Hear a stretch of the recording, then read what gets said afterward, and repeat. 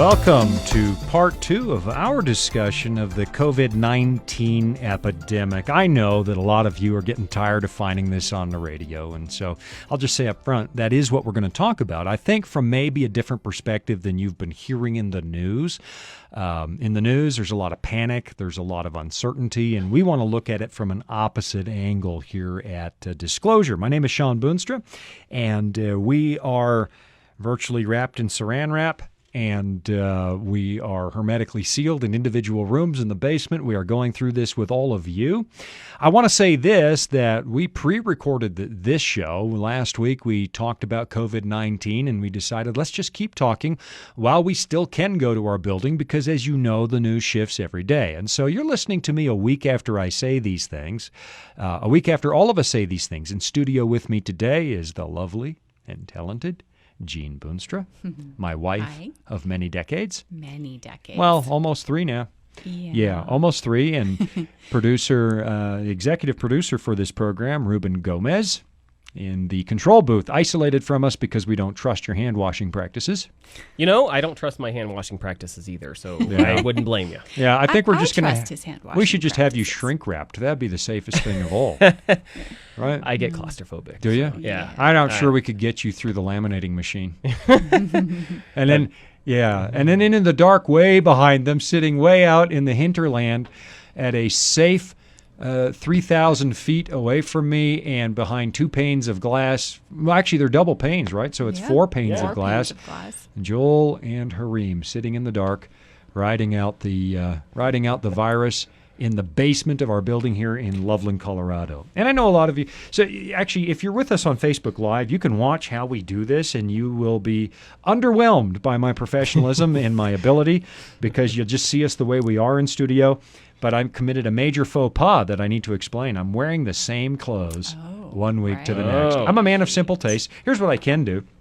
What I'll do is take my coat off, and it's a new look So it looks different for a new week, right? Mind blown. Now, you'll notice my hair isn't any longer, and here's the challenge we face in Colorado. They've shut down all the barbers and hairdressers till the end of April. And eventually you're going to see me sitting here looking like Sasquatch. I'm a gifted hair grower. You are. And I'm a really little shaggy, and it's still 5 weeks till they open the barber shop again. And so I've put my wife on duty saying, guess what? You have to learn. And I'm a little scared, and I think you're a little scared. You're a little scared? I'm terrified. We're going to take out the wall clippers and I already go after it. I already did a little bit of preliminary research on YouTube for how-to videos, and watching them just made me more nervous. Really? So I wonder if we should invest in a Flowbee. I wonder if we should invest in a Flowbee. Remember Flowbee, the one that you attach to your vacuum cleaner? Yeah. You vacuum your head with a set of clippers. Yeah, that seemed like a good idea. It just sucks up the I'll tell you what, shavings. if I can find one on eBay, I'll let you know. All right. Actually, everybody will be able to see it when I come back to studio and I've had a Flowbee haircut. Yeah. Might be I'm time really to just nervous wash cut my your hair with Nair and just get rid of my hair for a few weeks. No, don't do that. No? Well, anyway, that would explain it. When I look, I'm from the 60s, as you pointed out before we started the show. Mm-hmm. And if my hair gets way down to, I was born a hippie. That's just the explanation. My problem is my hair doesn't go down. It goes straight up. I've got curly hair. You're just going to get a big afro. You're not going to get long hair. You're going to get poofy hair. Yeah, not to endorse The Simpsons at all as a Christian show, because they're barely Christian at all. I mean, they're anti some days, but I get what I would call the Marge Simpson. My hair just goes straight up in a pile. That's what I get going on. So anyway, haircuts aside, there is something serious going on, and we decided to just stick around in studio, and you'll be getting this a week later. We're talking about what is going on in this world. And last week, we shared some of the good news. There are some silver linings in all of this heartache. I get it. The markets are collapsing. As of the time of recording, they had collapsed 11,000 points and barely bounced back like 500. Mm-hmm. And I'm getting to the age where I watch, okay, I don't have very much saved up. What happened to my savings? Well, it's half gone now.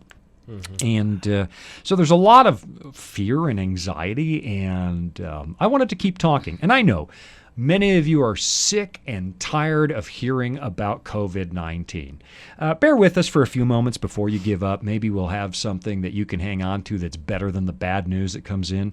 I'm just like you. Last night I couldn't sleep because we had to work through a number of issues here at the Voice of Prophecy office. How in the world do we keep a self-funded ministry going and not shut the doors and help protect the 40 people and their families that work here and set up remote offices for them in harmony with CDC recommendations and the orders coming from the governor's office and so on. And so I lay awake a lot at night. It's not panic or worry, but I sit there thinking. And I thought last night at 2 o'clock in the morning, I'll turn on the radio.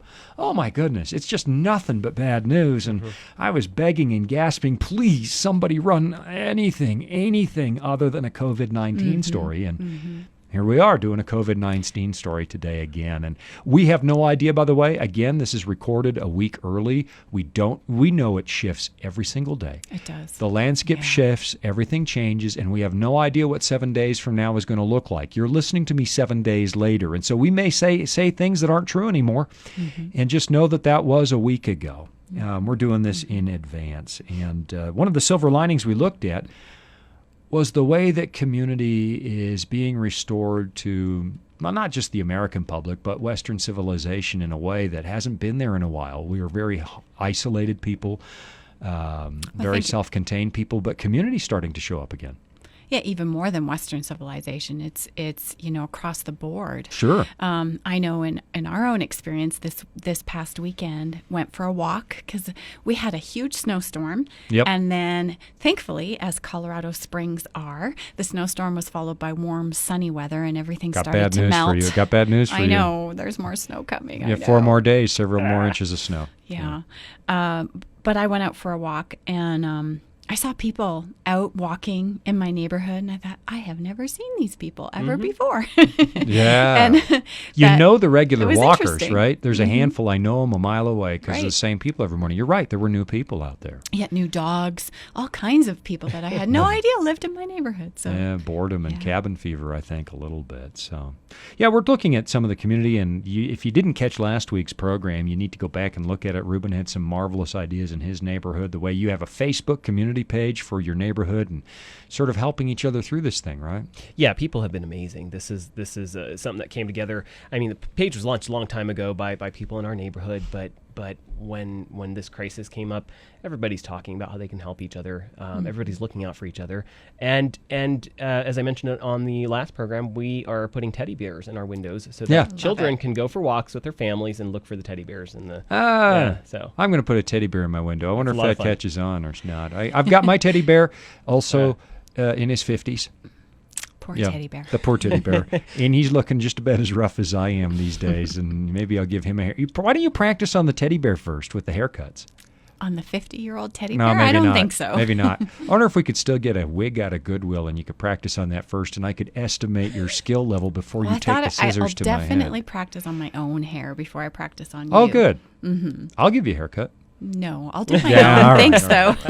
Let's move into another phase of this discussion because we really didn't get into a lot of Bible study. We prayed for people out there, and Stephanie, I don't know what's going on in your life since because I recorded this a week ago, but we're praying about you and your family situation. We're praying over a lot of your families as you face uncertainty and a little bit of fear, and I want to talk about fear a little bit this week, I think, because I signed off last week saying, look, there is hope in Christ, and those of you who know Christ, maybe hold that hope out to people who are facing uncertainty without the hope that we have. Mm-hmm. And I asked a question last week that I think I want to kick off with again, even if we review it a little bit, and it has to do with panic. Obviously, there's panic.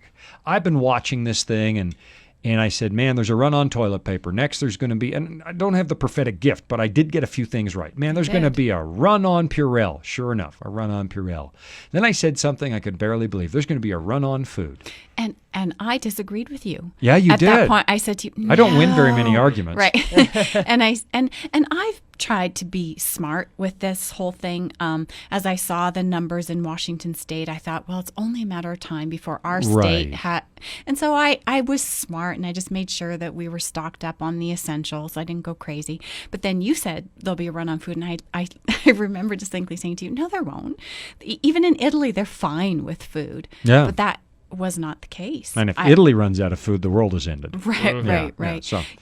I've never seen empty shelves in my entire life the way I've seen them in the last week I and a have, half. but I haven't seen them here. I often think of third world countries and stuff, and I think the panic breeds panic. The minute somebody hears, man, there wasn't a lot of food, oh man, we better all get down there and clean out the shelves, and the produce department was empty. Here's one that I laugh at. We're a lifetime. So you go in there and the meat counter's wiped out. You're laughing. You know what I'm going to say, don't you? Yeah. Do you find the same thing? Yeah. What did you see? Absolutely. I saw all the beef is gone, all the chicken's gone. Yeah. And the veggie meat is all there. Yeah, all the still veggie there. meat is fully stocked. Which is great for us. Yeah, because you know, veggies, right? You know that we haven't hit the very bottom yet. of panic, because when that comes, they'll be buying up the tofu burgers too, right? You know what else was there? What? All the sweet treats. Really? Yeah. All the cakes and brownies. Well, and things now like that's that. interesting. That was all there. Ooh, That was that's all true, there. it was all there. I saw a trend. It was the toilet paper first and hand sanitizer, which seemed to be like the obvious knee jerk, and then it was the bread and the pastas and the beans, the things that can get you through a hurricane or an earthquake or a big snowstorm, right? And then it just kind of trickles down. Now it's other things, hopefully it's not the toothpaste next, right? Oh. But I think it's just Don't even say these things Maybe I on the should air. say on the By the air, time but we I get thought out of studio, the it's gonna be all toothpaste is gone. going to be gone. Thanks, Ruben. Yeah. And I know that people are responding to that, and we keep hearing there's nothing wrong with the supply line. In the big picture, there's not. That's right. In the little picture, we've got shortages because of panic. And I want to spend a little time panicking as believers and why panicking is not appropriate for the believer and what the alternative is. And I want to talk about the difference between panic and preparedness, caution and faith, those kinds of things. I think we want to spend time on that. So if you have a Bible in your house, there's been no run on Bibles yet, but I suspect if times get tough, it'll be interesting to see if there's a run on Bibles. Go get one. We're going to have to take a break here in about 70 seconds. And so you might want to get one, because today we're going to take a look at Bible passages, promises from God, places that we can anchor our courage and our faith as we all ride this out together as a nation. And so I hope you'll stay tuned, because whether you happen a believer in God or not, I think you'll find it encouraging that all of us, regardless of our background and communities, we're going through this thing together. And that togetherness is starting to show, and it's the silver lining around what is proving to be a bad problem. Yeah, we have some stories of selfishness. Yes, we have some stories of panic. Yeah, we've got some people doing some horrible things, but wade through the garbage and have a look at the way that people are refinding themselves, and we're refining. Be a part of that. That's my encouragement to you. We do have to take a break. We have just the thing for you to do in your self-isolation at home, and that's get to know your Bible better. So here's an incredible resource from the good people at the Voice of Prophecy, and I'll be right back.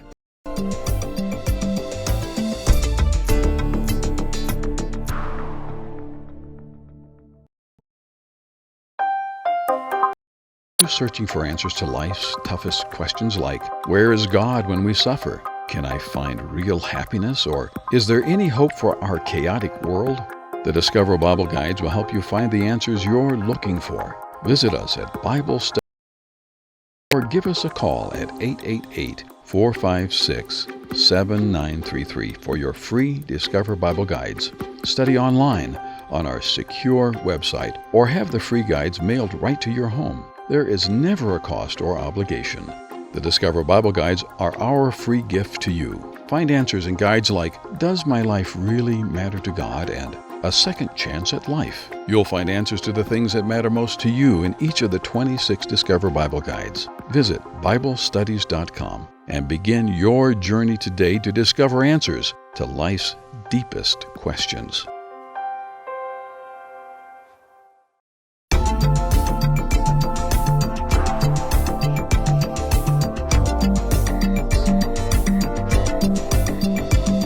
We're back from the break. You're listening to Disclosure from the Voice of Prophecy. We are hunkered down in the basement of our building, appropriately social distanced from each other.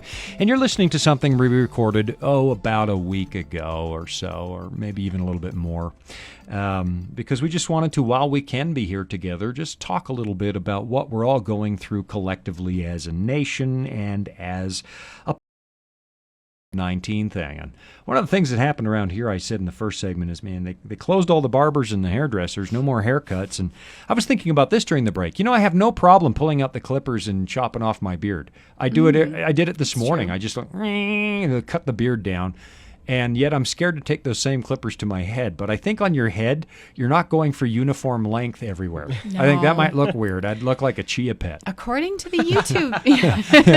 Sorry, that was just a really funny mental image there. Yeah, it was a good visual. According to the YouTube videos I've been studying, no, you have to do it shorter here, and then you have to do it longer here, and then you have to blend it in. It's very intimidating. Okay, we're just gonna let her go. I might be wearing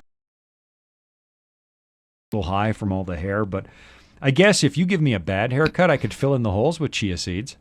There you go. Right? That stuff looks like it grows when you look at the TV ad, it grows in 10 seconds. Right? There you go. Yeah. Replacement hair.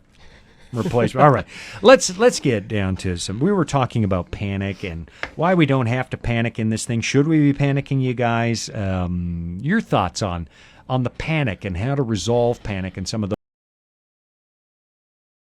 show. You were talking a little bit about panic and some of the effects that it has on a human being. And to be clear, none of us are psychiatrists, psychologists, but we're experiencing the same things you are and learning coping mechanisms. And we're going to actually, I think, try to get Jennifer Jill Schwerzer on here eventually. That would be excellent. She is our resident psychologist, and she could maybe help us navigate some of those feelings, perhaps. And but I know you had some thoughts that you put into the whole issue of panic. Yeah, the issue of panic is I think we established our views, which is it's just not helpful. But what is understandable is the anxiety that's surrounding all of what's happening for kids, for parents who are just trying to support their families, the financial crisis. Am I going to get sick? All of that. That's understandable. I mean, if you don't get some sort of worry, I think that's going to be the rarity. But what we have to avoid doing is trying to let that guide our decision making. I was reading an article from Psychology Today by a guy named Chris Berglund, who says anxiety disengages neurons in the prefrontal cortex, which is linked to decision making. So right, yeah, and this comes from a study at the University of Pittsburgh. It literally disrupts decision making, which often leads to poor choices like not thinking about your neighbor when you clear out the store shelf, or that kind of thing. And then I'm reminded of the biblical, promises that we have in the in Scripture. These things I've spoken to you, that in me you may have peace. In the world will have tribulation, but be of good cheer. I have overcome the world. Wow. And so I'm thinking about, well, how do you counter the anxiety? There's a lot of things you can do. Be present in the moment.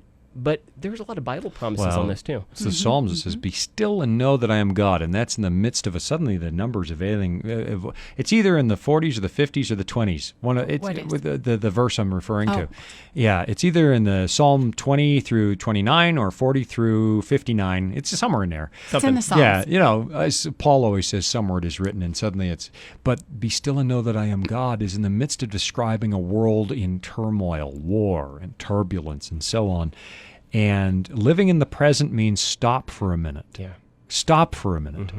And anchor yourself right now. Right now, what is my family's need? Not 10 years out. Right. Right now, what is my family's need? And we said last program, man, it's one thing to say, I trust God when everything's rosy and your paycheck's coming in and the roof isn't leaking and nobody's sick. It's another thing to be still when those things start to go wrong. And I like what you said about the prefrontal cortex. I've often taught, look, this is why it's important for believers to spend time hiding the word of, hiding the Word of God in their hearts. And the Bible says that you do that so that you don't end up sinning against God. In a panic moment, you override decision-making and you go to the old filing cabinet, and whatever you stuffed in there over all these years, the movies, the books, everything's in there.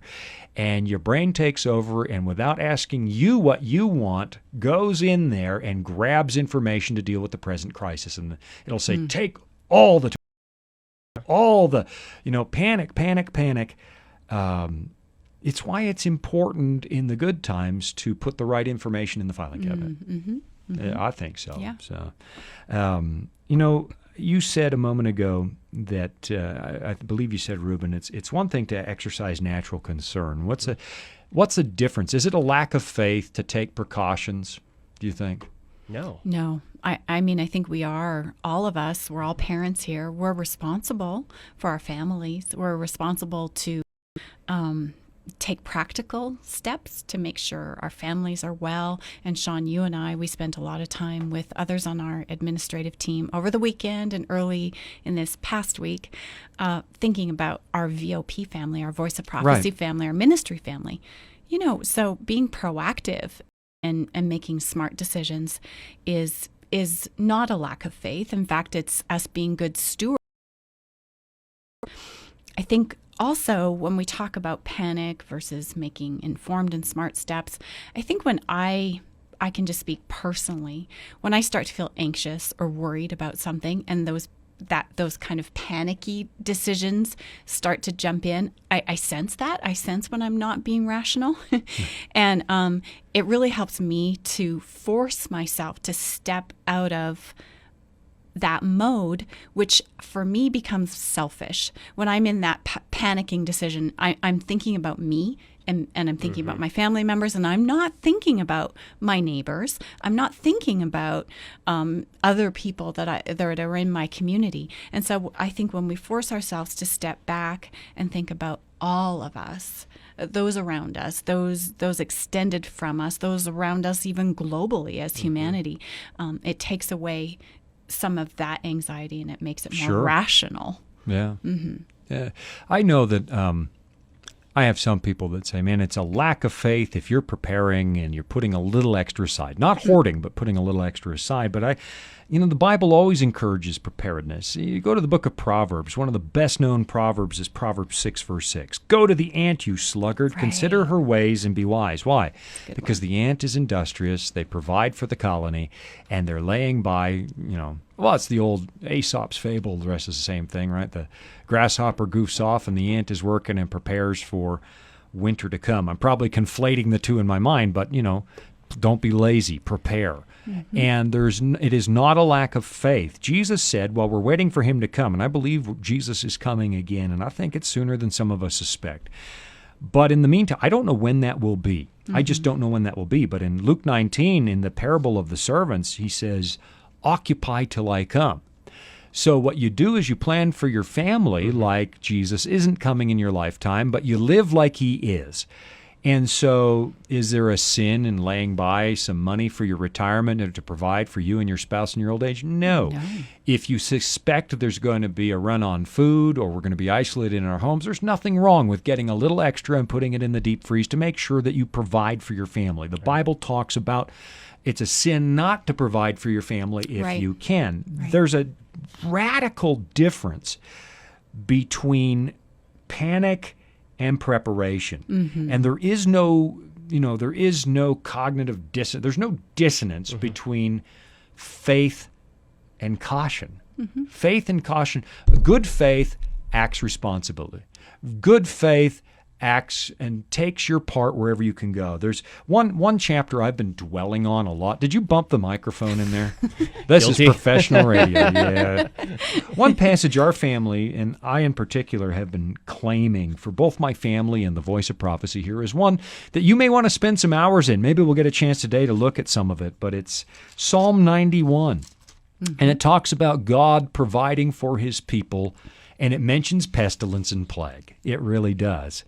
And there's some elements there that maybe we'll have time to look at today, but there's one spot in particular where it says that God is your buckler and your shield. And here's the question that I've got for you. What's a buckler? A buckler is a tiny little shield that you strap to your forearm so that you can use it while you're sword fighting. Here's the image. God still expects you to do something about your situation and not be lazy or sluggish and fight the battle to your extent, but you know that you have the shield of God on your forearm and that He can handle things for you. And so faith is always a faith that acts. That's the principle in the entire book of James. Faith acts, and people with faith continue to act.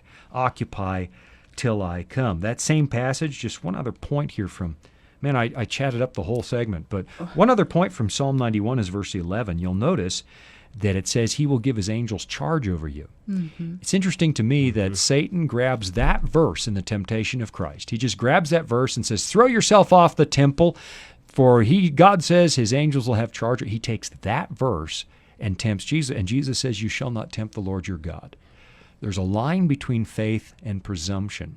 There's nothing wrong with adequate caution and placing your faith in God. And then we can probably talk about the other side of that. Presumption is the other thing. Well, I'll just mention it. I saw a church that defied everything. We're defying the governor's orders. We have 1,000 members. We're opening our church anyway. God is on our side. Really? Are we going to ask God to protect us when He tells us to use common sense and consider our neighbor in love and so on? And we're just going to risk everybody? You know, come to church, pick up coronavirus, you might be fine. Take it home to your elderly grandmother. Right. You know, or someone with a compromised condition. Right. So telling God I'm going to do something irresponsible. I'm going to toss myself off the temple and your angels are going to catch me. That's not faith either. And these are issues that I think we have a moment as Christians to slow down in an actual crisis and think about some of these issues. How does the believer respond to these things? How do you exercise caution without panic? How do you exercise faith and not give up your responsibilities to exercise caution? Yeah. Sean, I happen to have with me in studio today, I grabbed my NLT Bible, which is my morning, I call it my journaling Bible, because I always have one Bible that I mark up with promises and prayers and all kinds of things. And so this version of Psalm 91, which you've been studying with our family and with our VOP family, verse 11, it says, for He will order His angels to protect you wherever you go.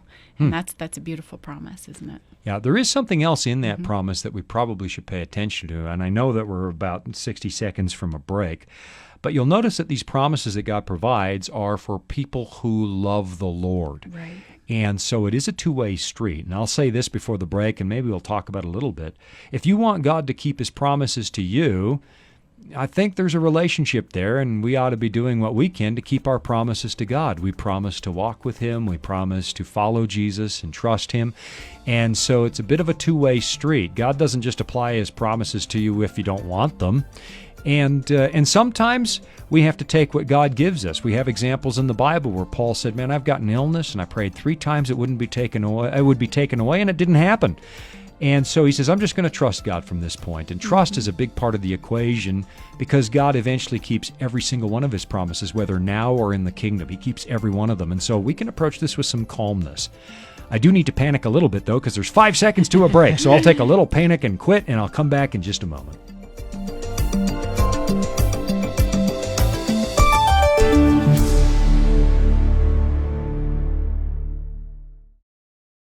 Disclosure is just one of the programs brought to you by the Voice of Prophecy, like the audio adventure program Discovery Mountain.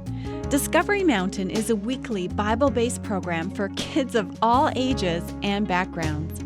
Your family will enjoy faith-building stories with Jake Donovan, Mr. Simon, and others in this small mountain town. Each summer, campers visit Discovery Mountain, where they sing songs, learn about God, and reenact a Bible story with the help of drama teachers Miss Wendy and Miss Tamara. With 24 full episodes every year and programming every week, your family will have something uplifting to listen to every week. Listen to episodes on demand and watch video features from Director Doug at discoverymountain.com or on your favorite podcast platform. That's discoverymountain.com.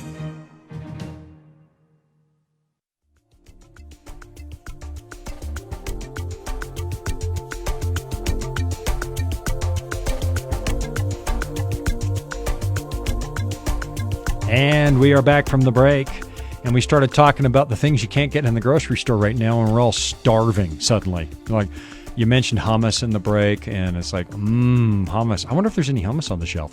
Now that I've said that on air, it'll be cleaned out by the time I can get to Safeway. I'm 2 going to blocks Sam's away. Club after this. Go stock up on. Can you freeze hummus? I don't know. It probably changed the consistency to freeze it. Hey, if you have a Bible in your home, I was referring to Psalm 91, and I would encourage you, maybe you don't even necessarily believe in God, but maybe you want to take a look at this now that you watch the world sort of losing its bearings and people panicking. He who dwells in the shelter of the Most High will abide in the shadow of the Almighty. And here's what the believer has in this equation. We don't have to panic. We exercise caution. We obviously do. We're rational. It's a rational faith. We don't practice presumption. Presumption is not what faith is. We take the measures we can, and then we stand. I love this chapter. It says, He will deliver you from the snare of the fowler and from the deadly pestilence. He will cover you with His pinions in this version. Pinions are your wing feathers. This is really intimate. It's like a mother hen covering her chicks, which is actually the image that Jesus used for Jerusalem, right? Under His wings you will find refuge. His faithfulness is a shield and a buckler. You will not fear the terror of the night, nor the arrow that flies by day, nor the pestilence that stalks in darkness, nor the destruction that wastes at noonday. Where is it here? No evil shall be allowed to befall you, no plague come near your tent. He will command His angels concerning you. It's a marvelous psalm. Spend some hours there. Instead of wasting these hours on Netflix, grab your Bible. Maybe it's been a while since you had time for serious Bible study. Here's a great place to start, especially if you're feeling some worry. I want to say this about God's promises, and I said this just before the break, and I need to underline this.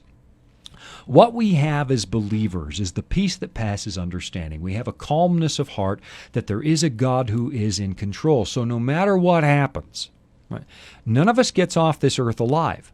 And even for some believers, you may end up with COVID-19 and it may get serious. I don't know. But if you look at the examples in the Bible, you find Paul saying, I have an ailment. We think it was his eyesight. We don't know with 100% certainty. I've asked God 3 times to take this away from me, and He didn't, so I'm going to trust Him. Here's what I know about all of God's promises, especially the ones for healing and so on. He's going to keep them to you. He's going to keep those promises. And it's a matter of timing. Sometimes God says, right now I'm going to heal you, right?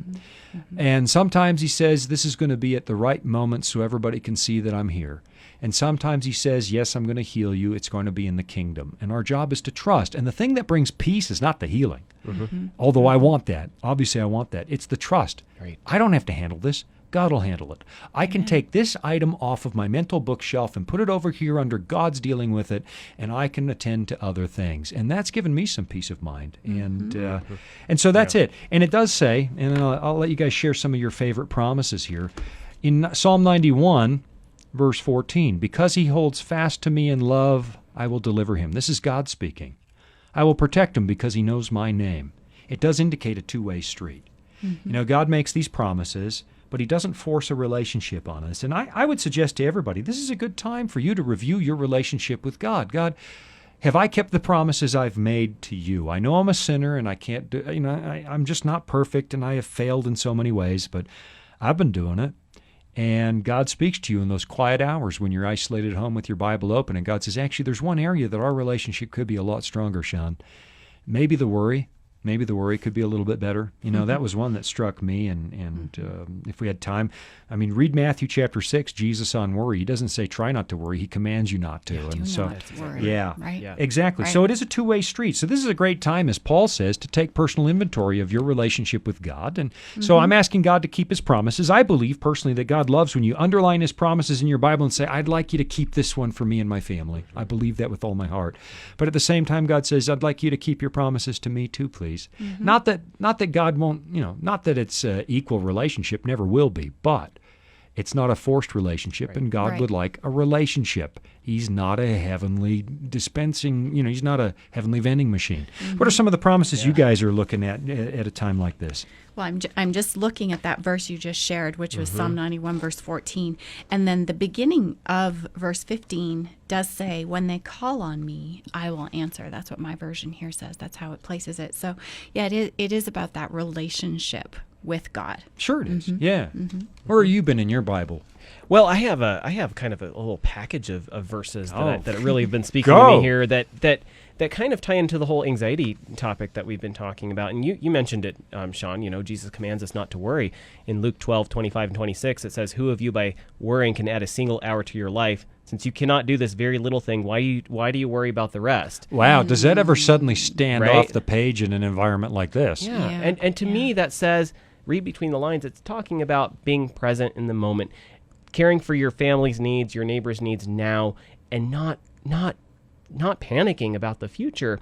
Trying to stay present. In therapy, we're often taught to be mindful of the moment. They say Right. meditate and pray and focus on the beauty that surrounds us as a way to fight anxiety and stress and worry. They say it can literally rewire the brain. But in my head, the Bible's been onto this for a couple of thousand years. Philippians Yeah. talks about, finally, brothers and sisters, whatever is true, whatever is noble, whatever is right, whatever is pure, whatever is lovely, whatever is admirable, if any of these is excellent or praiseworthy, think about these things. And then there's an excellent promise about what God will do. He doesn't say he's going to heal you. You're not always guaranteed that, but what he can give you is he can give you peace. Yeah, which is worth more. Yep. And I went through an illness some years ago that was scary, and that's the lesson I learned. And it got very concerning for us at one point, and I thought, and I had to face, man, is this it? Am I about to cross the line? Am I done here? And since that experience, God taught me a few lessons. I haven't learned them perfectly by any stretch of the imagination, but it's like, what would you do to stop it anyway, you idiot? We're all going to hit that What are you gonna moment do? where it's over. Right. It's true. So I was looking at that one about worry in Matthew chapter 6, where Jesus, and it's a command, and he spends 10 verses on this or more. Yeah, 10 verses on this. Matthew 6:25 through 34, and I'm like, be not anxious about your life. It's like, what? What will you eat or what will you drink? Nor about your body what you'll put on. Is life not more than food and the body more than clothing? And then, verse 30, but if God so clothes the grass of the field, which today is alive and tomorrow is thrown in the oven, will he not much more clothe you, O you of little faith? Right? He says the heathen worry about these things. You have a heavenly Father. Ouch! The heathen worry about these things, and here I am. I'm worrying like a heathen. And if you look at the theme in the Bible from the very beginning, we're kicked out of paradise because we broke our covenant with God. God invites us back into that covenant through the blood of Christ. But what does everybody else do? Right away, you have them building cities and putting their security in whatever security they can build for themselves. And the Bible picture is all those earthly kingdoms are going to fail. So here's what it says, verse 34. Therefore, do not. I can't be a heathen. I can't look to what I can provide for security. I have a heavenly Father. Would you stop worrying, Jesus says. And it's not even a question, it's a command.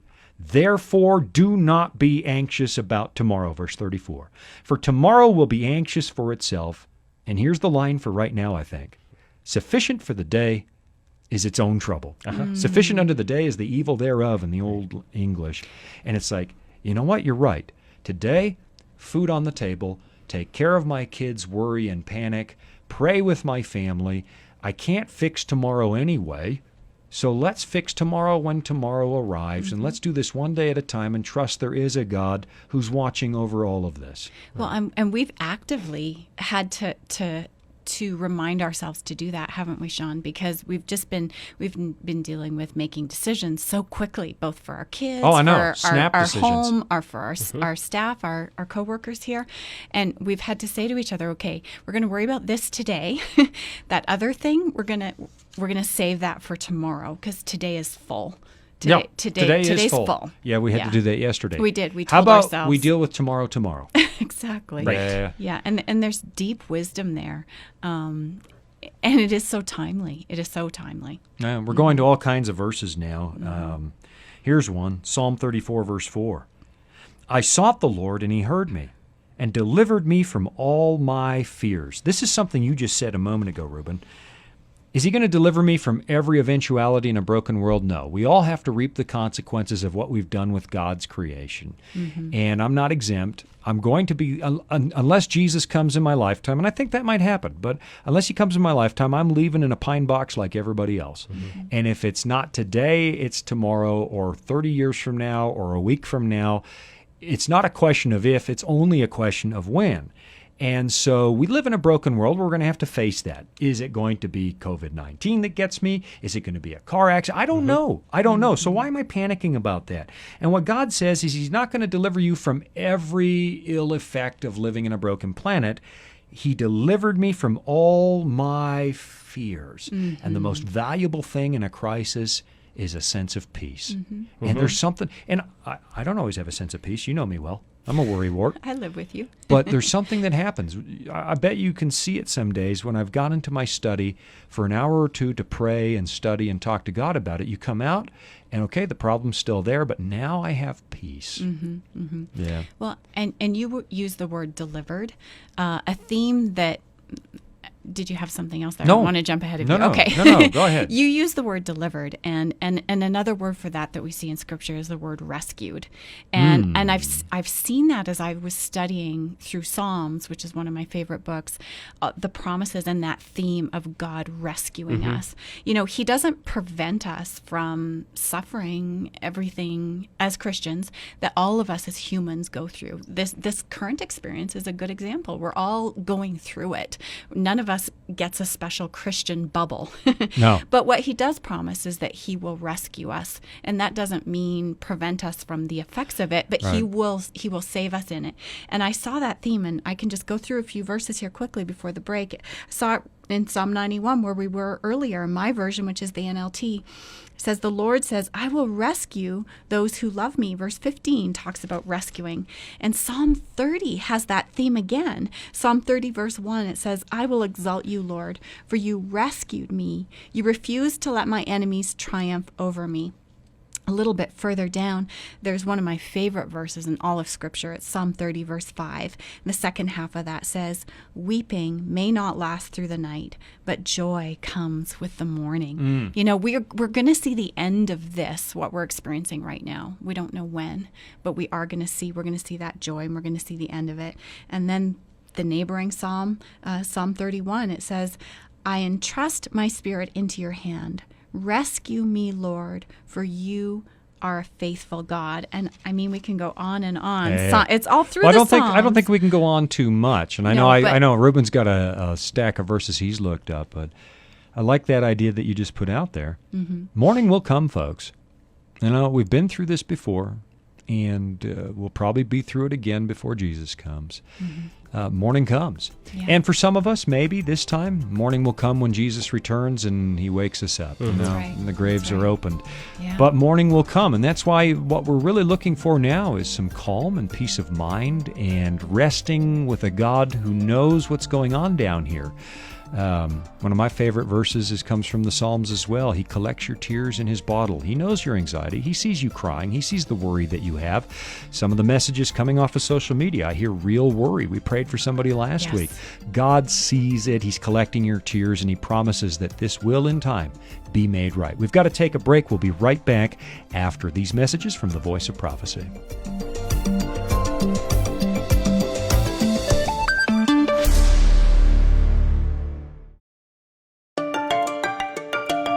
Are you searching for answers to life's toughest questions?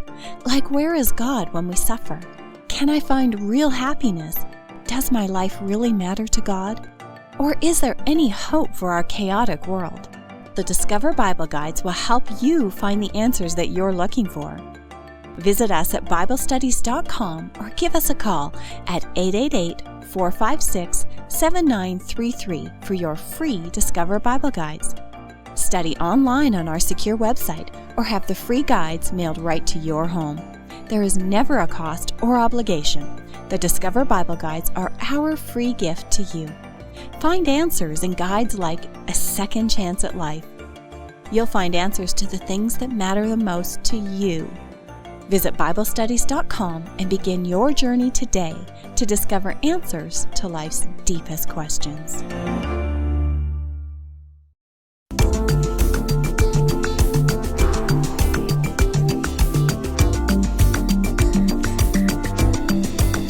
Back from the break, you are listening to Disclosure from the Voice of Prophecy, and we're talking about what everybody's talking about.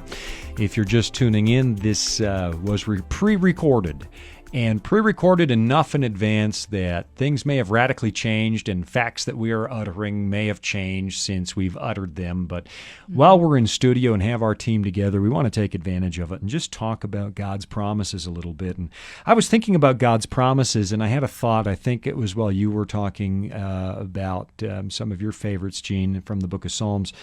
Here's this. What if there are people that live on your street and they're crying out to God, maybe for the first time, some of them, and what if you are the answer to their prayer?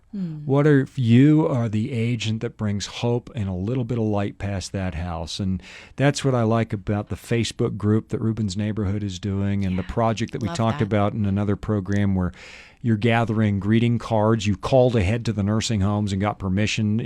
Would it be okay to have people write greeting cards, words of cheer for the people who are isolated and trapped inside that nursing home? What if you're the answer to prayer? Reuben, you had a few other thoughts that you were promises your family's standing on, you're standing on, some other things you found in Scripture. Yeah, I mean, there's a lot of things that my difficulty is trying to choose which one. So, I will just real quickly before I go straight to the promises again, one thing that I looked at it, specifically addressing what you just talked about, the idea of getting out and helping people in any way that you can safely do so. I'm reminded, this verse popped up on my Bible app like a week and a half ago. It's Zechariah 7:9. Thus says the Lord of hosts, execute justice, show mercy and compassion, everyone to his brother. And I'm thinking, if that didn't motivate me to get out of my worry, I don't know what would, but it just snapped me for some reason. Wow. It's just like, I need to do something for somebody. And I know my wife was the same. She was the one who came with the idea of calling nursing homes and focusing on something bigger than yourself. I think it was Gene who was talking about that. That really is what we're called to do, is to focus on something bigger than what's right in front of us. And that just does wonders for the worry. It's funny how it just cure kind for of panic, right? Yeah, absolutely. I think when you focus on others, I mean, that's what the Bible says. Let this mind be in you that was in Christ Jesus, who humbled himself, right, all the way to the cross. Yeah. He lived for the sake of others.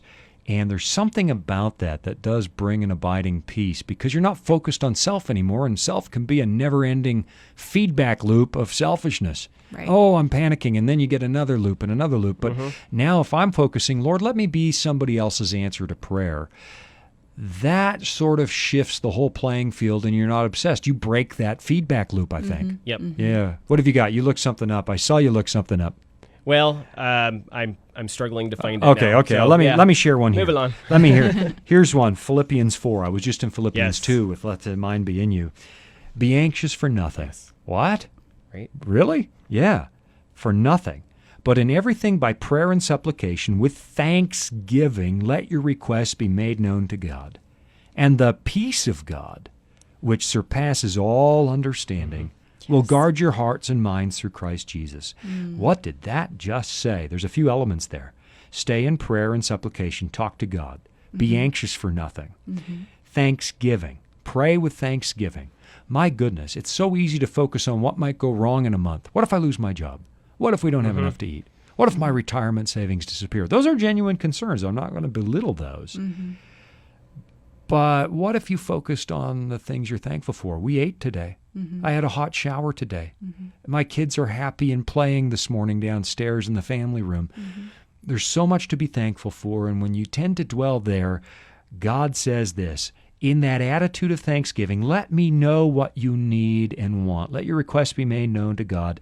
And again, here's what he promises. You don't always get everything you ask for, but the peace of God which surpasses all understanding, that he gives you. There's this calm. I'm not alone in this universe, and I'm not alone in this world, and I have a Heavenly Father that won't let anything happen to me unless it's okay with him. And if it's okay with him, it's okay with me. That's a different paradigm. Yeah, and it's back in Psalms again, where I tend to go whenever I have anxiety or worry about anything, and of course we're living in that moment right now. Psalm 55, verse 22, give your burdens to the Lord, and he will take care of you.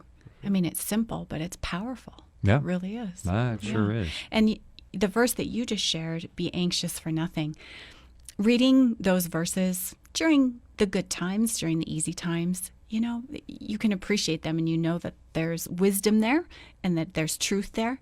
But it's during the difficult times that I find those verses just leap off of the page because they're so real, because they force you to analyze your own heart and where you are with God and how your faith is. If you can really read that and believe it and claim it in a difficult, trying time, then that verse becomes just so incredibly meaningful. You had a thought. Did you? Yeah, I mean, it just claiming more promises here. Let's go. We talked about how God has overcome the world, right? And that's hopeful. Isaiah 41:10. Fear not, for I am with you. Be not dismayed, for I am your God. I will strengthen you. Yes, I will help you. I will uphold you with my righteous right hand. I love that one. The Lord is my light. This is Psalms 27:1. The Lord is my light and my salvation, so why should I be afraid? The Lord is my fortress, protecting me from danger. Why should I tremble? And again, I'm not looking at that as, it's not shameful if you do get afraid or if you do worry. I do it all the time. Yeah. But remembering these verses and reading these, Gene, you said they leap off the page. I think that's the key right there. It's being mindful of the promises that God has made to us that keeps us from worrying as much as we probably would. A lot of the country already right now, as we are recording this, they're on like almost 100% lockdown. I think of places in California and so on. Everybody stay home. And I'm looking at this going, okay, God is not the author of suffering. I don't believe that, he brought this on purpose to everybody. It's not his fault, the suffering in this world. I believe that. That'd be a long Bible study. But he can bring all things together for good. And I have considered this thought.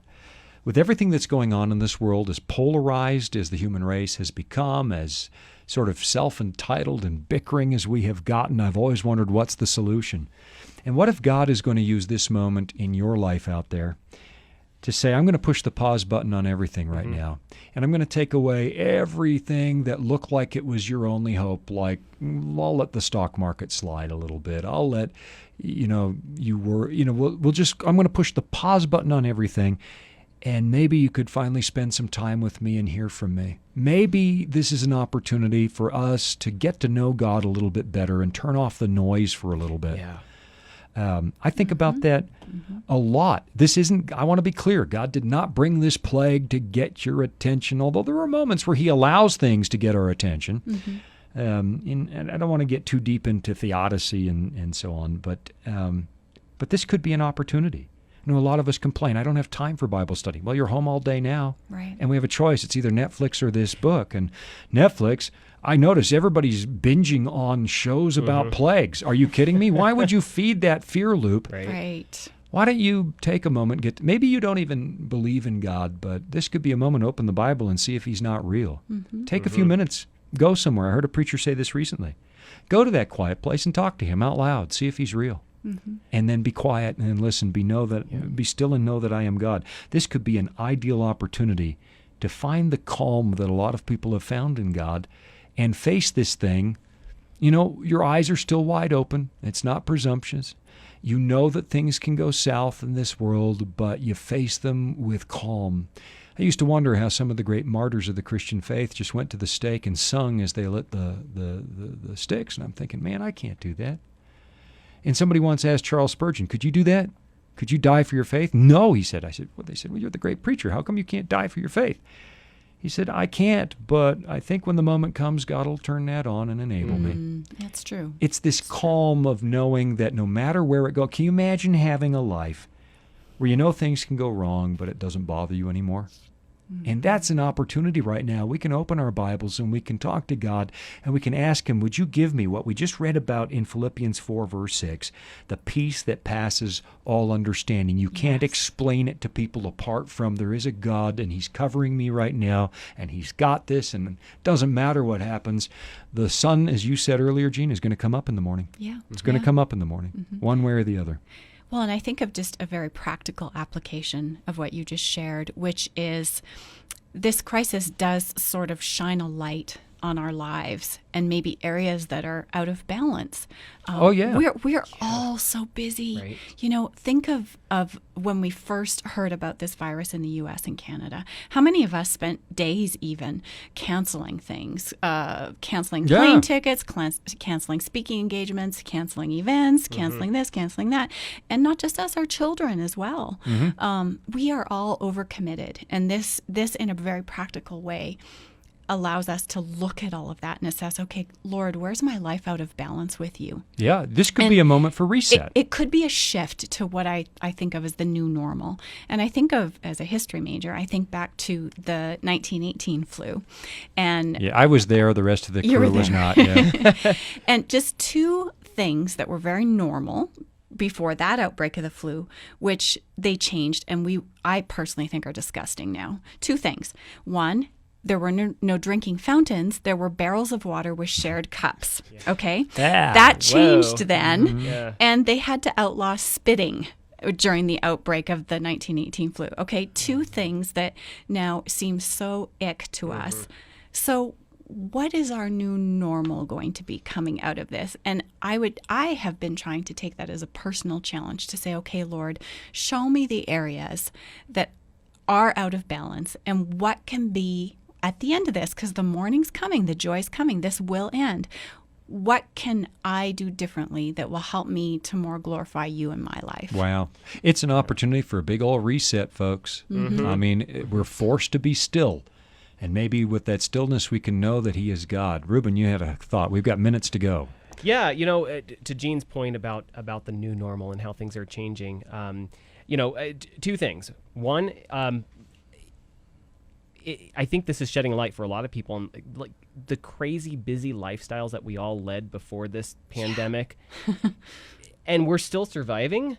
Did we really need those crazy busy lifestyles? I mean, did we really need to have our kids in 5 activities a week and whatever? There's an op-ed that I read in the Washington Post a few days ago from a neuroradiologist named Erin O'Connor. She says, I'm not minimizing the grave concerns and sobering death rates inflicted by COVID-19, but I know the most important thing my family can do is stay away from other people, and doing that has made me question why it took a deadly disease for my family to enjoy a home-cooked meal together. Wow. So after having some breakfast, my family will begin a jigsaw puzzle on the kitchen's table.